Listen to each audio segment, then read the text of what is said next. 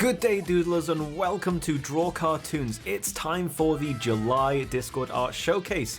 When you guys post art to the art channel in the Discord, I have a look through and I see which ones I want to talk about this month. Keep watching to see if your art made it into this edition. And of course, if you are new here, you can join our Discord and add your artwork there and see if you end up in next month's. If you enjoy this video, guys, please do click that blue thumbs up. It really does help the channel, more than you might think. And something that helps even more than that is subscribing to this channel. So if you haven't already done that, please click subscribe and hit that bell as well for notifications. All right, let's go.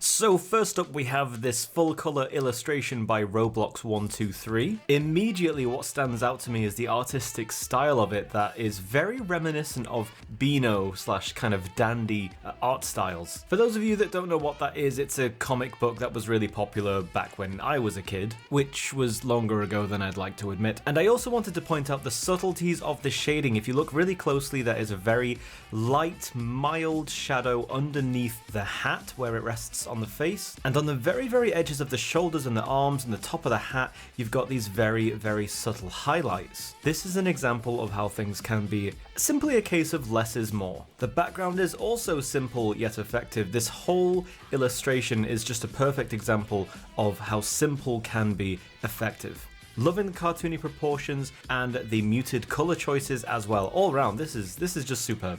This one was sent to me directly by JD the Gaming Gamer. Would you be much of a gamer if you didn't do any gaming at all? I feel like that's inferred by the word gamer. Anyway, before I get too distracted, I wanted to point this one out because it's such a measurable amount of improvement in such a small amount of time. The drawing on the left isn't exactly bad, but compared to the one on the right, I mean, there's such crazy improvement going on there. They've gotten a lot bolder with the posing, the expressions. You can see there that the eye is just coming out of the side of the head, which is something that's so delightfully unrealistic, and I love seeing that in cartoons because it's a great tool for enhancing and exaggerating the expressions of the characters. The proportions have gotten a lot better, all the edges have gotten sharper. I can also kind of tell that it's a larger illustration, which just quite frankly gives you more room to draw and add details. However, you should draw at the size that is most comfortable for you. So keep at it, JD, not just the drawing but the gaming too, I guess. Anyway, yeah, fantastic improvement.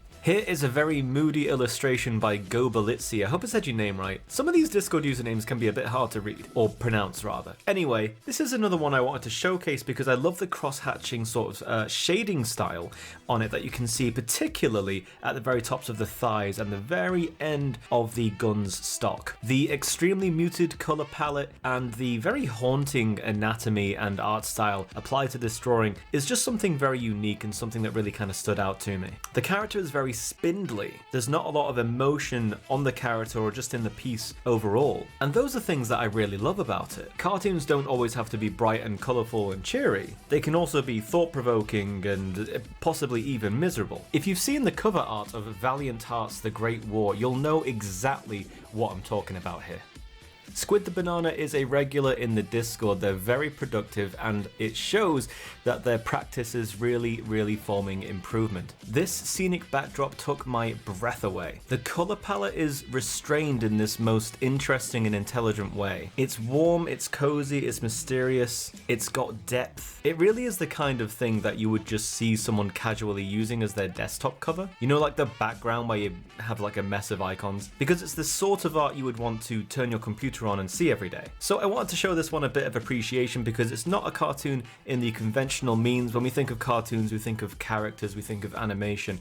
This is just a backdrop, this is just scenery, and it's mind-blowing. I suppose the only feedback I've got for you is drop a bit more blue in the really distant mountains, because as things are further away, they appear to be more blue. At least on planet Earth they do. Obviously this is not planet Earth, so maybe I'm wrong there. But they would appear slightly blurry. If you know how to do that on the software you're using, try and blur out the things in the distance just a tiny bit. Otherwise though, really, I'm kind of grasping at straws here. This is just phenomenal.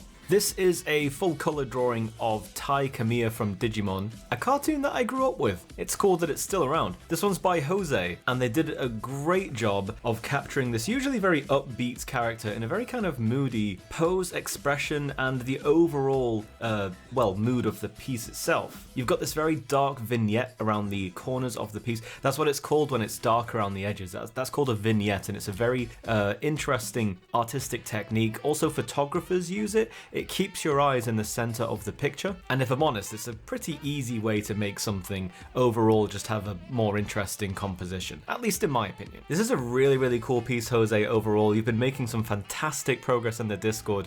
I have some feedback for you. Just make sure that the face shape is symmetrical. It's a little bit to one side, and yet the face is very central. Watch the eye shapes as well. One eye is slightly larger than the other, but otherwise it's a great likeness and a great illustration.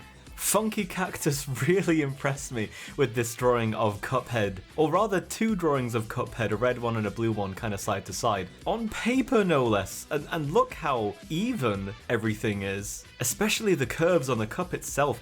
I'm not really sure how you managed to do that on paper. I would need software to really handle that, at least with some confidence. This is a really cool piece of art. I love it. The symmetry on the faces is excellent. You said something in the Discord about this being appropriate for 3D glasses. I don't have a pair of 3D glasses myself. You know, the old school ones that are red and blue. I haven't got those, so I can't test it, but I'll take your word for it. I just had to show this off because it's so creative and different. It really caught my eye.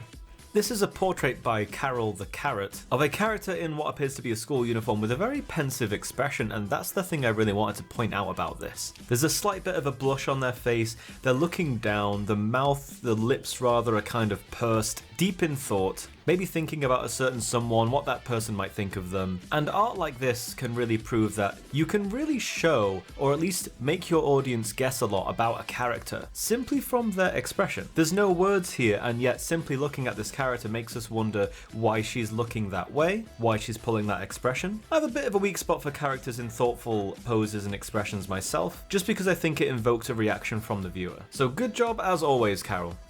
This sketch by Leeplamb makes really good use of the single medium that is pencil. If you look closely, they have lots of sharp or even wispier lines, very thin lines all over the picture, just to kind of form the shapes of things like the hair, the nose, the mouth, the neck, even the kind of edges of the character. But they've also got these very blurry kind of smudged parts. And this is a really useful technique for shading your art if all you've got to work with is a pencil. What you do is you lightly kind of scribble where you want the shadows to be, and then literally with your thumb or with your finger, just whatever you prefer, you just rub it. You just rub over that gently penciled in bit, and it forms this blurry kind of shadow effect. It's a really, really good way of getting soft shadows basically anywhere on your drawing, and the great thing is that you can use an eraser to very easily undo that because you only lightly did it in the first place anyway. You can also use that eraser to block out lighter parts of the character. So for example, where their eyes are shining, you could do that with an eraser. Just use the very, very edge of it and just tickle out the dark bits until you have what appears to be a light bouncing off the eyes. Thank you for that one, Leeplamb. Here's one by ZD Productions, and there's quite a lot going on here.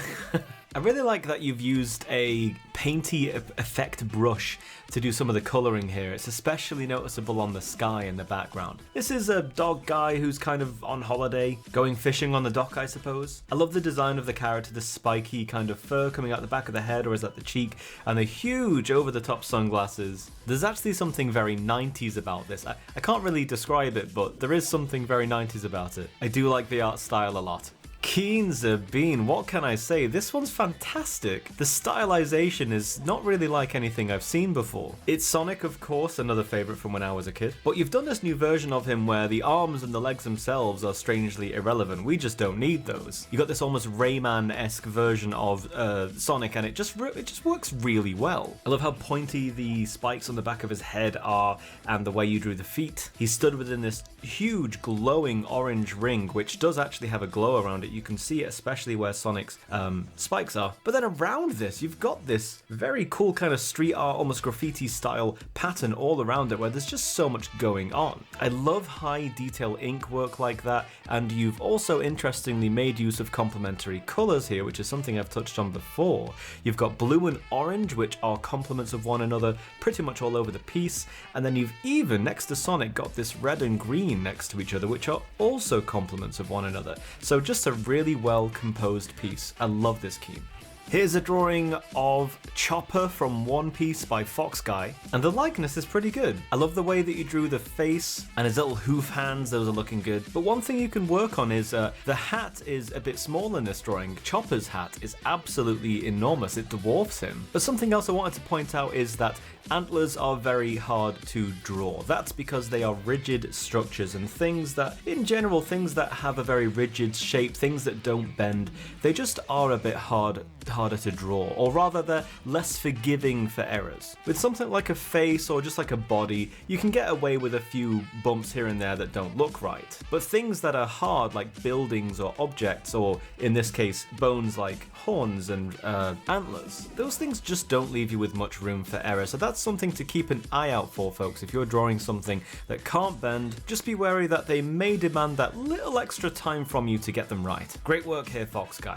We've got a lot of portraits in this video, and I will not apologize for that. This one is by RhysDraws Stuff. Now, I'm not familiar with the character, but I know that I really like the character design. There's something very human about this one. This just feels like the sort of person you might stumble into in a library or a coffee shop. An interesting touch here is that with the glasses, if you look very closely, the edge of the face isn't really visible, even though the glasses overlap it. And that's a really good technique that shows that the glasses are magnifying the eyes, which they often do. It depends on your prescription. The colors are very vibrant. You go from hot on the left to cold on the right, which if you can blend hot and cold into a single picture, it's pretty much always safely effective. The hairstyle has a nice simplicity to it, and again, going back to the glasses, I love the way you kind of did little flicks of light across them there as well to make sure that they look reflective. Really nice.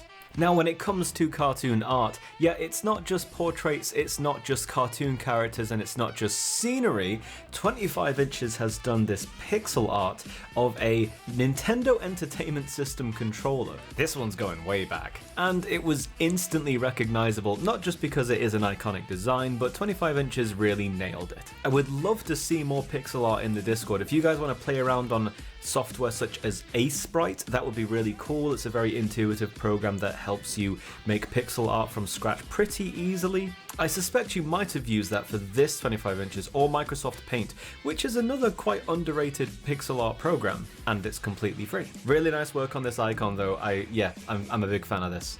And that is it for this month. If you haven't already, you can join the Discord by clicking the link in the description down below, and then you can start uploading your own artwork to the #art channel in there. That's all you have to do. I will review it all manually, and yeah, we'll see if it turns up in next month's video. I hope you enjoyed this video as well, guys. I do like to try and talk about interesting artistic techniques whenever I see things that people have tried out. So these videos are not just a showcase, they're also a learning experience. If you got something out of this video today, please hit that like button to show me that you enjoyed it and you appreciate it. And on the other hand, I would appreciate a sub if you haven't already. Subscribe to this channel completely for free, of course, by clicking that red button. If you click that bell, you will also get notifications for the next time I post a video. And that's it for now. If you made it this far, wow, thank you for not closing the video yet.